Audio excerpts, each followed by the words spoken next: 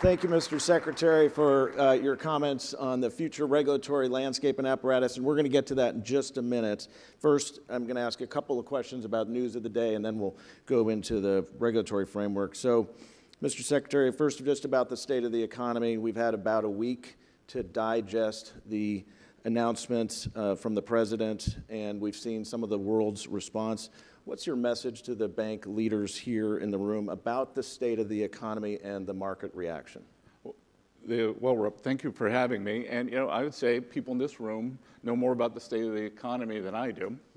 That I have always been, for my investment business, we used to do what was called the micro driving the macro. So we did not have any better model for predicting non-farm payrolls, core PCE, that, because I think a lot of that is this. But what we did was we went out, we talked to banks, we talked to businesses, we constructed a mosaic from the bottom up.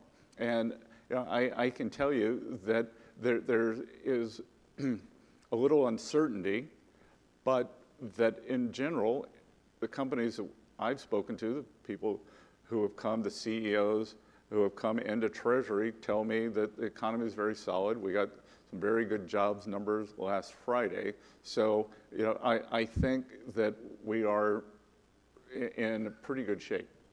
Thank you. Tariffs. It's been about a week since the president announced his plan. The reciprocal tariffs went into effect last night. And I know, and I've been reading and listening to you and other administration officials who've said that depending on how some other nations react, those could come down or those could go away. So if you could share a little bit on, have you been encouraged with the response from other nations to the administration? Has it been what you've been hoping for? What's that outreach from across the globe been like, and how are those negotiations going?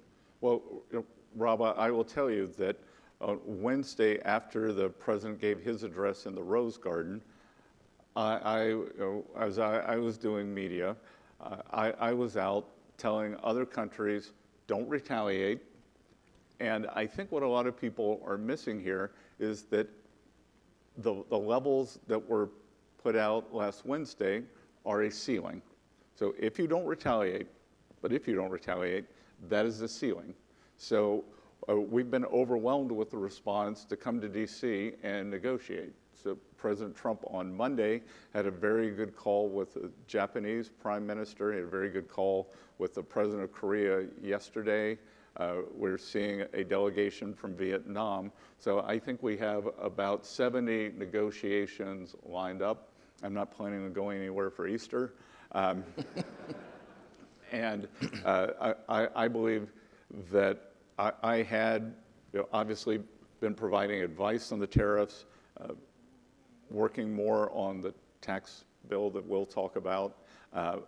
And now I'm going to take a lead negotiating role in a lot of the tariffs, starting with the Japanese delegation.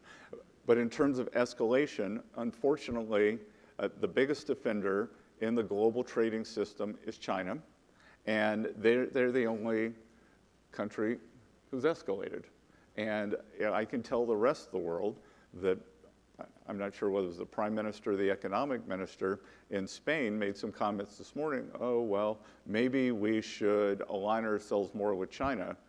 That would be cutting your own throat, because I can tell you that these Chinese exports that the U.S. tariff wall is going to keep out, that China, for all of you who can remember that Disney movie of the brooms carrying the buckets of water, that is a Chinese business model. It never stops. They just keep producing and producing and dumping, and it's going somewhere. And I think, Rob, at the end of the day, that we can probably reach a deal with our allies, with the other countries that have been long-term. They've been good military allies, not perfect economic allies, and then we can approach China as a group. Yeah. One other question on news of the day, and then we'll go into regulation and some other Treasury agenda items.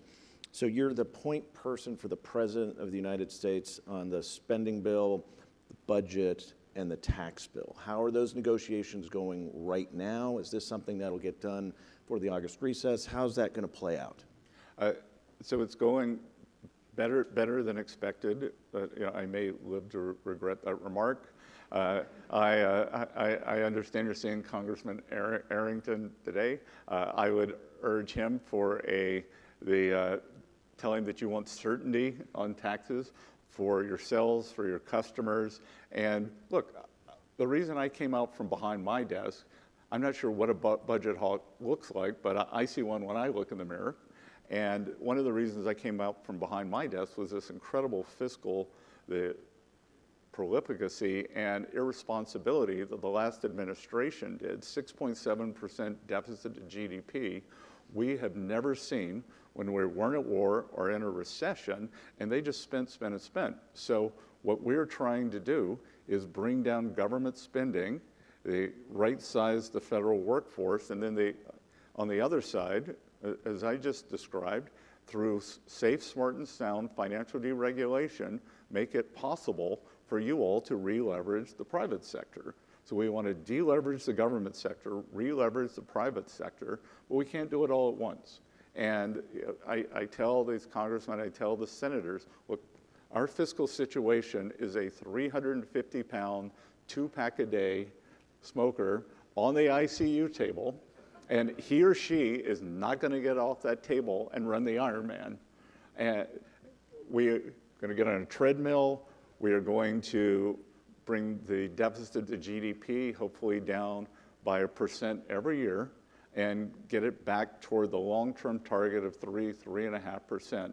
So and look, I understand why some of these congressmen, some of these senators, they are rabid and like, we got to do it now, but we can't do it all at once, or that will cause a recession. What will keep us from having a recession is making sure that the tax bill doesn't expire, adding back 100% depreciation, and then adding some of President Trump's agenda, no tax on tips, no tax on Social Security, no tax on overtime, and making, when I bought my first car, I'm 62, when I bought my first car, auto loans were tax deductible. So we're going to do that again for American-made cars.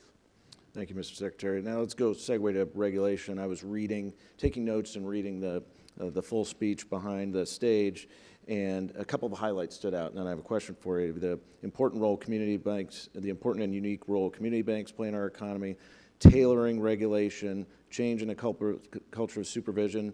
You mentioned deposit insurance modernization in the written remarks, resolutions to AML framework, bank resolution, regulatory capital, your concerns with Basel, your concerns around, non-bank financial intermediation and activity. I mean, this, Mr. Secretary, is an ambitious, warranted, and most welcome set of reforms. So thank you.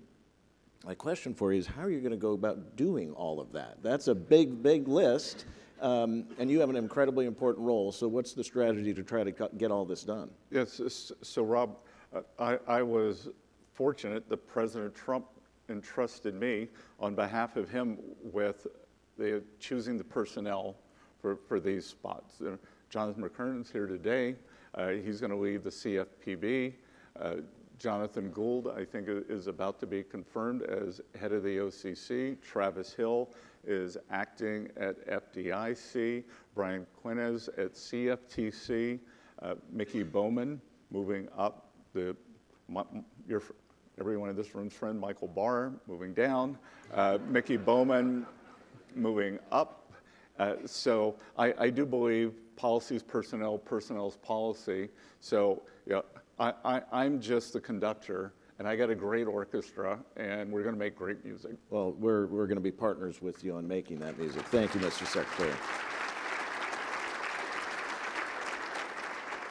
We have about 2 minutes left with the Treasury Secretary, so two other really quick ones. Fighting fraud, which is a huge priority for us at the ABA. We welcomed your announcement quite recently of moving away from paper into digital forms of payments out of the Treasury. We think that is fantastic. Let's talk a little bit about the transition and how we make that work together. Right, so unfortunately, mail fraud has actually picked up. And I don't have to tell people in here about check washing and all of that. So for we are trying, for government checks, we are trying to make that more paperless because it's more secure and more efficient. So we'll see what happens. I think, unfortunately, just like auto accidents, we can put in seat belts, we can put in all the warning systems. There's still going to be auto accidents, but I think we can start pushing that down. We agree, and we have all these public awareness campaigns that we're going to continue to bring to bear. Banks never ask that. Practice safe checks, safe banking for seniors, all of these, which will complement the effort that Treasury has put forward, which we think is great. And in our last minute, Mr. Secretary, I know for you, and we've talked about this before, a priority for you is financial literacy. So I want to give you the last minute to talk about why that's a priority for you and where you aim to steer the Treasury Department going forward. Sure, and Rob, look, I may seem very exciting, but I actually began my career as a banks analyst and insurance analyst, and if you think being a banks analyst ruins your eyesight, being an insurance analyst is worse. So I used to read Camel reports, I've read Kansas statutory life insurance reports, and look, I've seen the way to grow the American dream. Most people that just want to know the way forward. And what we saw with Occupy Wall Street was a disenchantment with the system. And I believe that we have to bring more people into the system. I lived in Miami for a while, and as part of our church, we went and helped the people in the community, underserved communities, prepare their tax returns. When you show somebody they're getting a refund that they didn't know they were going to get, it's very, very exciting. So we've got a big cohort in the U.S. who just, they want to know, like, how does money work? How does household balance sheet work? And I think the community banks, along with Treasury, can play a big role in that. And it stops financial fraud. I will confess to everyone in this room, my deep, dark secret is I am from South Carolina, and like many people there, I have a Dr. Pepper for breakfast, which puts me at the Circle K on Meeting Street at about between 7 and 6, because I don't do it at home. It's kind of like getting sent outside. I don't want my kids to see it, so but it puts me at the Circle K on Meeting Street in Charleston, South Carolina, 7:30 in the morning. There, bunch of young men in there, primarily African American. The construction workers going to work, and they'll come up, "Mister, when I win the lottery, will you manage my money for me?" I said, the best thing you can do is not play the lottery. But they don't understand how to put the money away, how to create wealth, how to put it in the stock market. And they want to learn, and I think that that's going to be a big part of the American dream. I think that during the recovery or the rescue phase of COVID, it was very important to get those checks out. We probably sent a little too much out during the recovery phase. But like those households have gone through a lot of that, and I think with proper financial literacy, they could have improved their savings. That College of Charleston, my hometown, has a great program for students who, first ones in their family to go to college or are on full financial aid. These kids show up, American Express is in the freshman quad, signing them up to a credit card, and within 3 semesters, they're over their head in debt and they got to drop out. So like the American dream, that I think financial literacy or financial security is the American dream. And everyone in this room can do to help. Treasury, if you have ideas, bring them to Treasury. This is Financial Literacy Month, and we're going to be working with a lot of organizations. We're going to do it every April we're going to have 3 more of these, so I'd love to be a part of that with everybody in this room. Well, that's great. Mr. Secretary, thank you for joining us today. Thank you for your leadership on behalf of the nation. Please join me in thanking Treasury Secretary Scott Bessent.